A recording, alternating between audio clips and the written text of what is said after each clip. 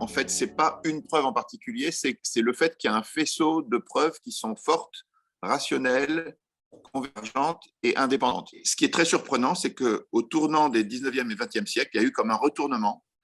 Toutes les découvertes nouvelles qui ont été faites, en gros, la thermodynamique, la mécanique quantique, la relativité, la naissance de la cosmologie, la découverte de l'expansion de l'univers, la découverte du Big Bang, la découverte de la complexité en biologie et la découverte de tous les réglages fins de l'univers.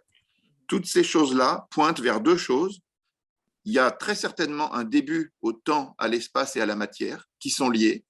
Et donc, s'il y a un début au temps, à l'espace et à la matière, ça veut dire qu'il y a une cause qui a créé tout ça, qui est transcendante à tout ça, et qui a eu le pouvoir de tout créer, et qui est en même temps non spatial, non temporel, non matériel, et qui a en plus tout réglé pour qu'on puisse être là.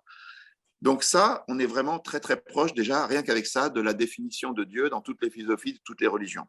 Et puis il y a un deuxième point, c'est cette histoire de réglage, c'est-à-dire qu'on s'est aperçu que si on changeait un tout petit truc aux conditions initiales de l'univers, aux lois de la physique, aux lois de la biologie, la vie serait impossible, les atomes ne pourraient pas être stables et les étoiles ne pourraient pas brûler 10 milliards d'années. Donc ça, en fait, ce qui est très étonnant, c'est que ces deux choses-là, le début de l'univers, son expansion et le début et le réglage fin, personne ne le savait il y a 100 ans et tout le monde est d'accord aujourd'hui. Et il faut en tirer des conclusions. Et les conclusions les plus naturelles, c'est qu'il y a un esprit intelligent qui est derrière tout ça et qu'il a voulu que l'univers existe, il lui a donné l'existence et il a permis que la vie soit possible.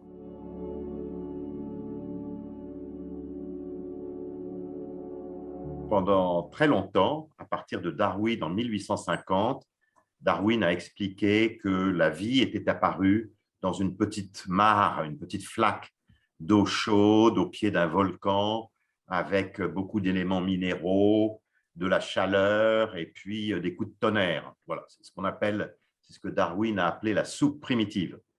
Et alors, lui disait qu'avec la pluie, le vent, le tonnerre, l'électricité, tout ça, eh bien, la vie était apparue là-dedans.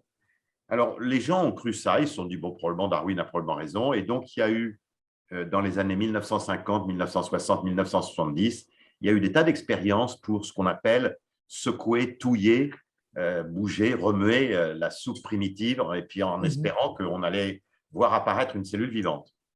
Mais à partir des années 1970-1980, on a découvert ce qu'est l'ADN, et puis l'ARN et le ribosome. En fait, tout ça, ce sont des ordinateurs très, très compliqués.